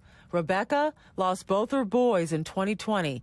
Now every day is a battle. I look at their friends, and their friends are living their lives. You know, and I see 2 years later what they're doing with their lives in school, or like a couple of Caleb's friends are graduating, and I just grieve so much. I just think, gosh, why couldn't that be my boys? The CDC says over 107,000 Americans died from drug overdoses in 2021, with 66% of those deaths related to synthetic opioids like fentanyl. In Washington, D.C., I'm Angela Brown.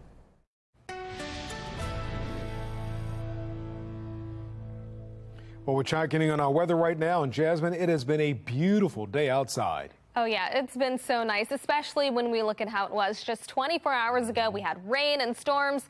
Now we're talking more sunshine, nice and comfortable temperatures, and lower humidity. Currently over Baltimore, we sit at 80 degrees with partly cloudy skies. It feels like it's 81 with winds out of the west around 14 miles per hour. It's a little bit breezy, but other than that, pretty quiet around Maryland. Notice that cold front that led to the showers and storms yesterday is moving toward the Atlantic, and behind that, we've got nice and dry air in place. That's going to stick around for an extended period of time. As we take a look at temperatures across the state, we're mainly seeing those numbers in the low 80s and the upper 70s. We've got lots of sunshine along the eastern shore and in southern Maryland, but we have a few more clouds as we look toward western Maryland, where we find temperatures in the 50s. Overnight, expect lows in the 50s and the 60s. This means that you may need a light jacket as you head out the door in the morning, but we do quickly warm up by the afternoon. High temperatures will be around 83, keeping us close to average. Those numbers fall heading into Thursday. Will be right around 80, and then 81 as we head into Friday. So nice and comfortable over the next few days. And notice we also stay dry over the next 3 days, and even beyond that, we're looking at an extended dry spell along with plenty of sunshine over the next several days. If you are looking for the warmer summer-like temperatures, those are also going to make a return. Those are coming next week. As you take a look at the future scan, those clouds clear out, and we're starting off the morning with plenty of sunshine tomorrow. Around 7, expect temperatures in the 50s and the 60s. We keep those sunny skies as we head into the afternoon, and then we'll remain quiet and clear overnight and into Thursday morning. We start with temperatures again in the 50s and 60s with sunny skies, and throughout the afternoon, we remain sunny. So very quiet over the next several days. Meanwhile, things are a little busy in the Atlantic Basin. We're keeping watch on one area in yellow that has a low chance of formation. The area in orange has a medium chance of formation over the next 5 days. These are 2 areas to continue to monitor, but at this time, they are not a threat to the U.S. Overnight, we drop to 58 with cool and clear and quiet conditions. Then tomorrow, we're looking at high temperatures around 83. Perfect if you need to do any yard work or if you're going for a walk or a run. All day long, it looks great, and we have that low humidity that's also going to keep it feeling comfortable. 80 on Thursday, 81 on Friday with lots of sunshine as we start the weekend. Will remain mostly sunny on Saturday and Sunday with temperatures reaching the mid-80s by Sunday. After that, we're looking at the upper 80s and warmer temperatures as we head into the work week. Back to you. Jasmine, thank you. Coming up on Fox 45 News at 6 o'clock, a convicted arsonist accepts another plea deal while the victim's attorney is calling this a win for justice. And another name added to the Ravens' Ring of Honor. Coming up on Sports Unlimited.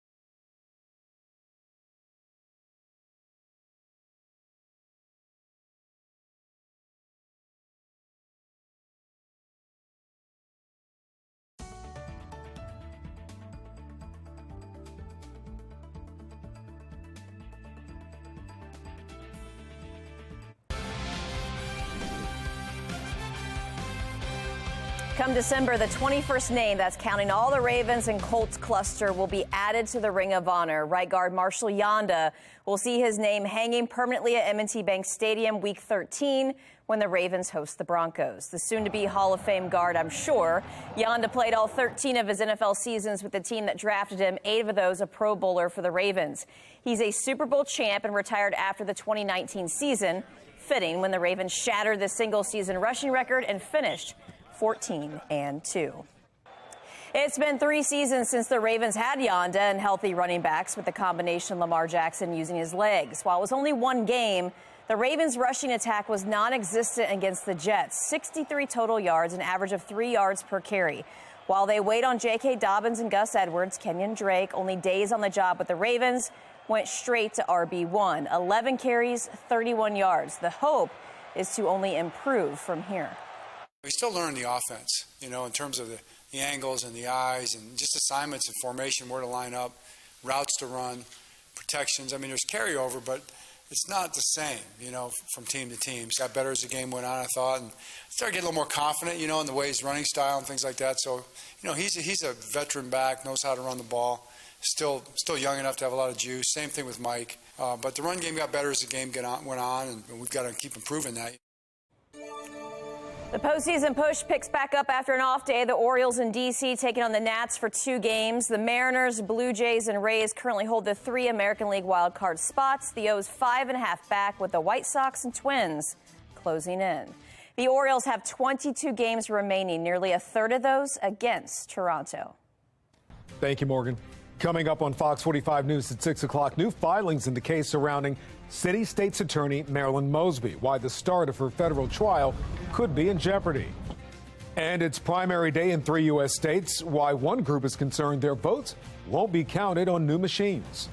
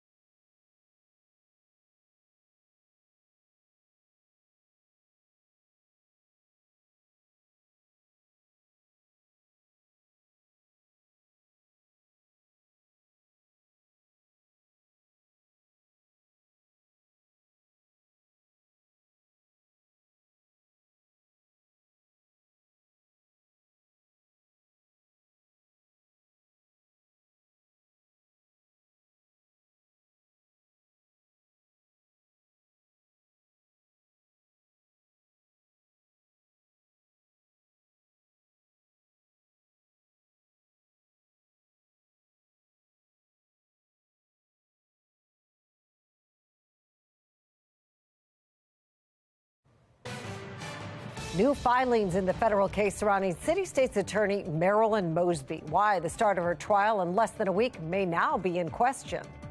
First responder frustration. Fox 45 investigates a threat made by Baltimore City firefighters as the strains of a worker shortage take their toll on employees.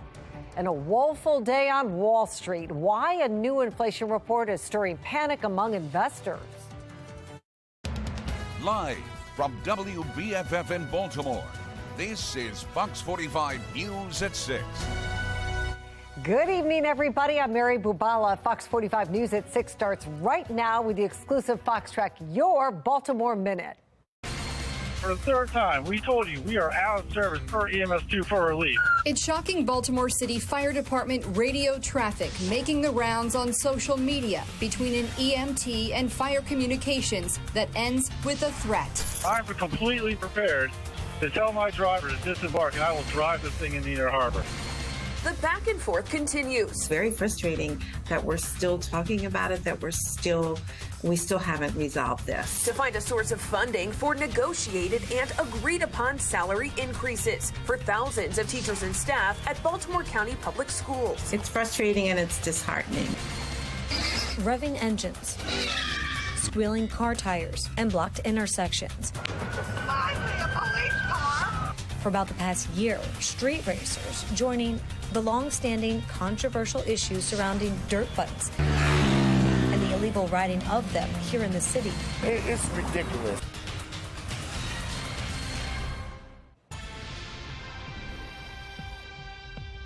The start date of City State's Attorney Marilyn Mosby's trial is now in jeopardy after a wave of last-minute filings, the latest this afternoon. Fox 45's Mackenzie Frost has been following this case for us for months. Mackenzie, what can you tell us about some of these new documents? Well, Mary, it has been a flurry of filings from the federal government today, the latest centering around the question of expert witness testimony. The federal government is asking the judge to exclude the expert testimony and experts from the defense because the prosecutors say Marilyn Mosby and her defense team didn't disclose these witnesses by the July 1st deadline. So now they're asking the judge to not allow them into the trial. And if not, prosecutors are also asking the judge to delay the trial so they have more time to hire their own expert witnesses for then the case to move forward. Now, it's unclear if anything else will be filed today, but we do expect the judge to at least talk about these latest filings during a previously scheduled hearing tomorrow afternoon because jury selection is slated to begin on Thursday. Mary? And Mackenzie, we know some of these filings also related to Marilyn Mosby's travel businesses. What's the angle there for prosecutors, do you think? Well, Mary, the issue of Marilyn Mosby's travel business is really becoming a central focus of this entire case, right? The latest filings also talk about pieces of evidence that prosecutors want introduced, talking about previous statements Marilyn Mosby and her team made about those travel businesses. In 2020, we know that Mosby and her team said that those travel-related businesses were not operational, they had no clients, and that Marilyn Mosby had no intention on operating those businesses while she was serving as state's attorney. If you remember last week during another hearing, the judge prohibited any talk of investigations prior into Marilyn Mosby, like the Bar Council investigation or the investigation from the Inspector General of Baltimore City into Marilyn Mosby's travel. That was, we do remember, was Marilyn Mosby's, at her request, that investigation was launched. But that's important because these new statements, according to prosecutors, are vital. We also learned that the defense plans to talk about those businesses, saying that they took a hit during the COVID-19 pandemic. And that's what Mosby's defense says qualified her to withdraw that money from her retirement account without penalty. And that's where those perjury charges come into play when we're talking about whether she actually suffered a financial hardship. Prosecutors will be quick to remind people that she made more money in 2020 than she did in 2019. And now they're trying to get these latest statements into play when we're talking about those charges. Again, all of this will be brought up tomorrow during that hearing, which is scheduled to begin at 2 o'clock. Jury selection will supposed to begin on Thursday, and then Monday, September 19th, Mary, is when that trial was supposed to begin. We'll have to wait and see if that holds true. Live in Baltimore, Mackenzie Frost, Fox 45 News. Mackenzie, thank you. Well, admitted arsonist Luther Trent accepted a plea deal today for his state charges, including 3 attempted homicide charges after he set his ex-girlfriend's house on fire. Now, Trent was sentenced to 40 years in prison with all but 22 years suspended, and it served in concurrence with his federal sentence. Trent was originally released after serving less than 6 months in jail on a plea deal offered by City State's Attorney Marilyn Mosby's office. Now, that plea deal was tossed because the victims didn't speak before sentencing. Tharu Vignaraja, the attorney representing those victims, calls today's sentencing an example of what can happen when people fight for justice. In so many ways, this is a case study in how the system should work. Local and federal prosecutors working together, the victims' voices being raised and heard by the judges as well as the people fighting on behalf of the city, and ultimately justice being done. Mr. Trent needs to be held accountable. Mr. Trent needs to be behind bars. The city needs to know that there are consequences for conduct like this, and to know that at least in some instances where people fight, justice can be done. Trent will serve 12 years in federal prison before coming back to Maryland to serve the remaining time. He is appealing his federal sentence, though it's unclear on what grounds. Well, tonight, the Squeegee Collaborative holds a public conversation about how to handle Baltimore's squeegee kid crisis. Now, those kids have been blamed for a number of assaults and a shooting death of a driver this summer. The collaborative has met weekly for about 2 months, and tonight is actually the first community conversation. That meeting runs until 8, but the city is not allowing cameras or any other recording equipment inside. Fox 45's Jeff Abel is listening in on the meeting. He'll have his full report tonight at 10. Well, cries of frustration growing louder from the Baltimore City Fire Department as it continues to face major staffing shortages. The union says it's a clear sign of members being overworked. Maxine Stryker takes us through the threat heard over the radio.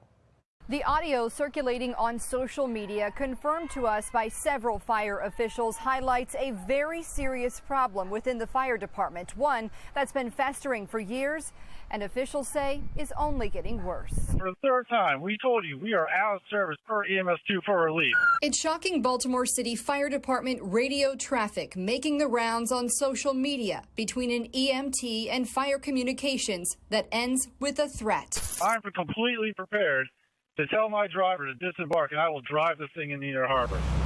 The EMS worker repeating he's out of service before saying he'll drive the ambulance into the Inner Harbor. Rich Langford, president of the Baltimore Firefighters Local 734 Union, says this is a clear sign that some members are at their breaking point. Absolutely. I'm not going to comment on the video directly, but I would say the morale of this department is like that of a sinking ship.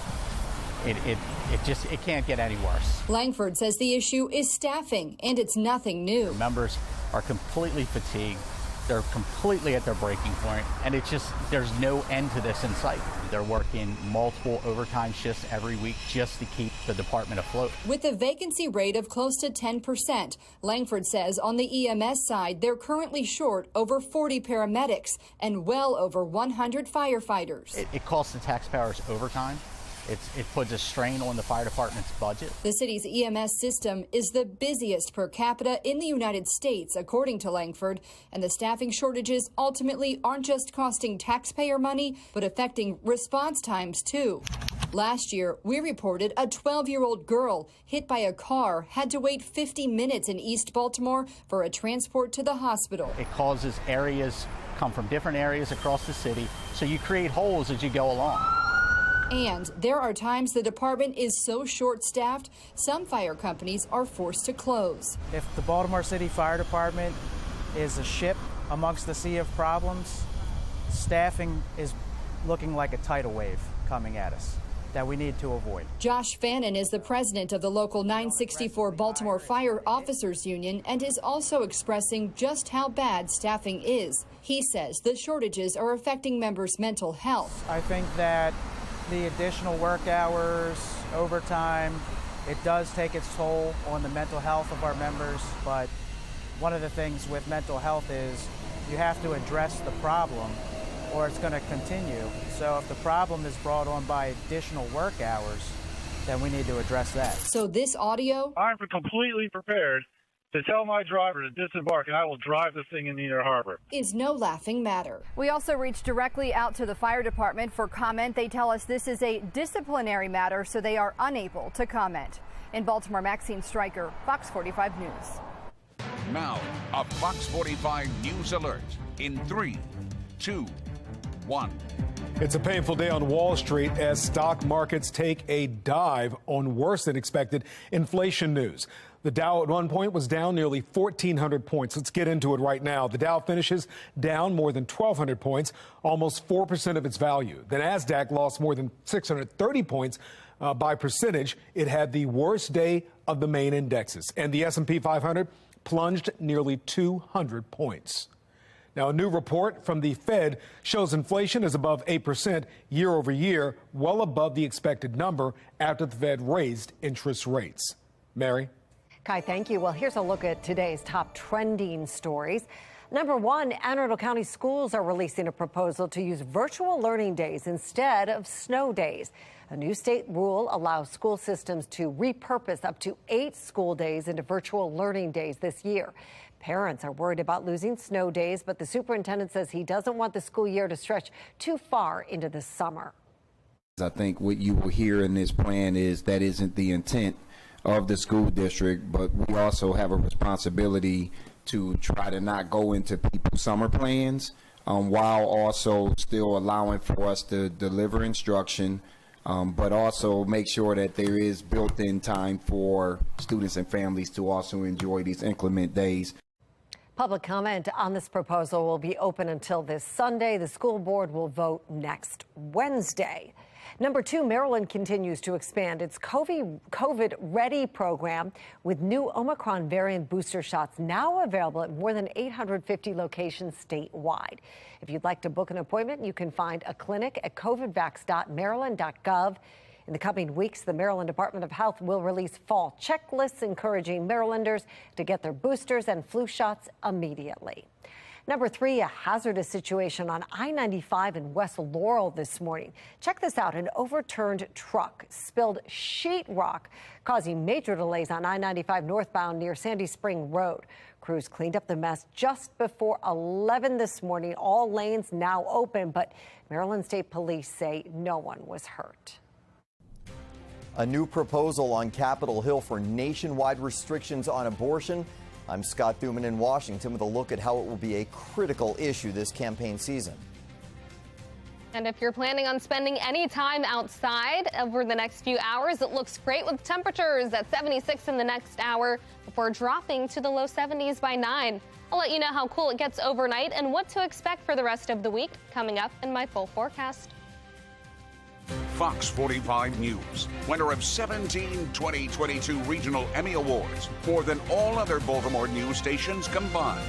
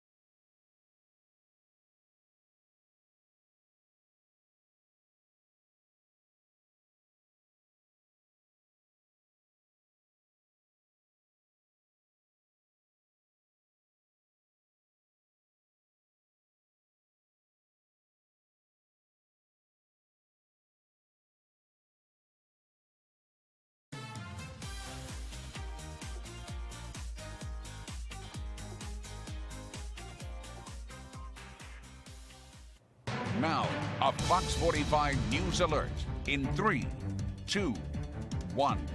Breaking right now, Ken Starr, prominent attorney who investigated President Bill Clinton, has died. Starr, who was previously a federal appellate judge, criminally investigated Clinton, leading to his impeachment during the Monica Lewinsky or after the Monica Lewinsky scandal. That probe lasted 5 years. Starr looked into fraudulent real estate deals, removal of documents from the office of the deputy counsel, and assembled evidence of Clinton's extramarital affair with Monica Lewinsky, a White House intern. More recently, he was an attorney for President Trump during his second impeachment trial. Well, the news was shared by Ken Starr's family. Ken Starr was 76 years old. Mary. Kai, thank you. Well, late this afternoon, neighboring West Virginia banned most abortions after 8 weeks. And now at the national level, members of Congress are talking of federal restrictions or the opposite, guaranteed access, depending on which side they land. Chief political correspondent Scott Thuman with the news from the Hill. What intensified in the fight over women's rights here is expected to be a driving force here. Access to abortions and even higher priority in politics, especially as lawmakers try to cement new policies. We have the ability in Washington to speak on this issue if we choose. I have chosen to speak. Republican Lindsey Graham Tuesday proposing Congress ban most abortions nationwide after 15 weeks of pregnancy. Abortion is a contentious issue. Post-Dobbs, America's got to make some decisions. Polling last month shows while 32% feel there should be no restrictions, the majority want at least some limits or with exceptions, like when the mother's health is at risk, or they want to outlaw abortion completely. But Democrats say there's been an obvious shift toward granting more access and that other polls show overall support for legalized abortion has grown now to 60%. And they're banking on that getting them elected, airing attack ads against abortion opponents. Not even in cases of rape or incest. And women will die because of it. All because of Greg Abbott's abortion law. Vice President Harris this week calling for the issue to be more front of mind this election cycle. We must be vigilant and we must stand shoulder to shoulder. And this moment, post-Dobbs, highlights the fact that we still have a lot of work to do. They worry should they lose midterms, they'd lose this battle. Even before the Supreme Court's decision giving states the ability to outlaw abortion, Minority Leader Mitch McConnell said a nationwide ban from Congress is possible. From the Capitol Hill Bureau, Scott Thuman, Fox 45 News. Right now, you're taking a look over Baltimore and over Towson. We've got nice and dry weather over both, and that's all because of the cold front. That was our weather maker that moved through and led to those showers and storms yesterday. But now we are in for nice and dry weather over the next several days. Currently, we sit at 79 with plenty of sunshine. Those clouds have now moved out over Baltimore. Winds are out of the west around 9 miles per hour. And notice on the radar and satellite that cold front is continuing to move toward the Atlantic. Behind that here in Maryland, we're nice and dry with those clouds clearing. And we will stay that way over the next several days, enjoying plenty of sunshine along with comfortable temperatures. Across the state right now, we're seeing those numbers in the 70s and in the low 80s. We're starting to fall, and overnight we'll see those numbers dropping to the 50s and 60s. You may want a light jacket as you head outside, especially if you live a little bit farther to the west, where we're expecting a start in the 50s. But by the afternoon, expect highs reaching the 70s and the 80s. With lots of sunshine, it'll be a great day for spending some time outside. Not only that, not only will it be warm, but it's also going to be comfortable with dew points in that comfortable range.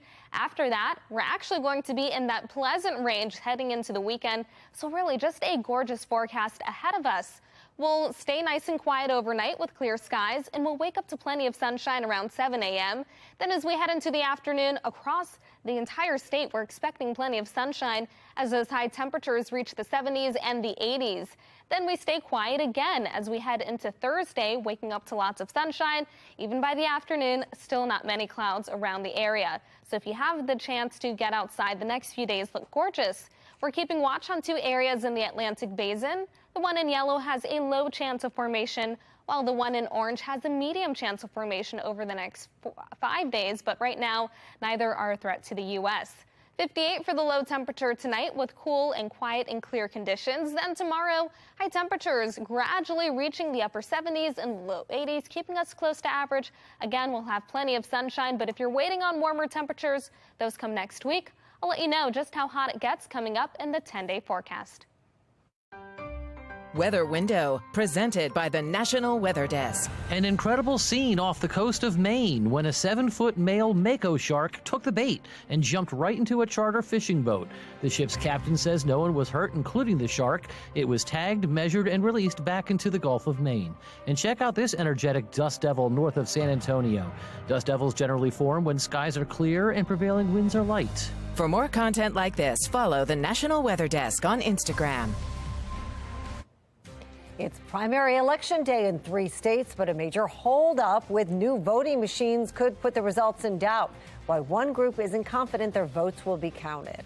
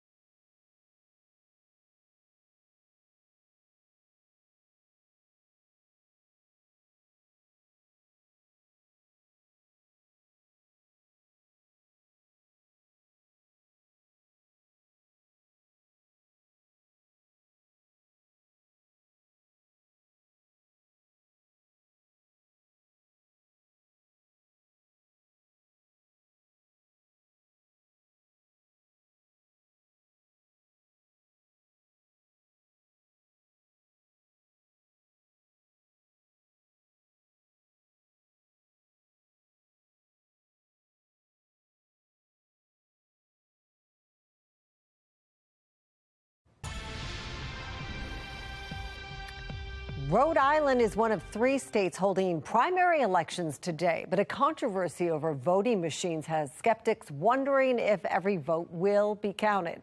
Brian Crandall from our Sinclair sister station in Providence explains.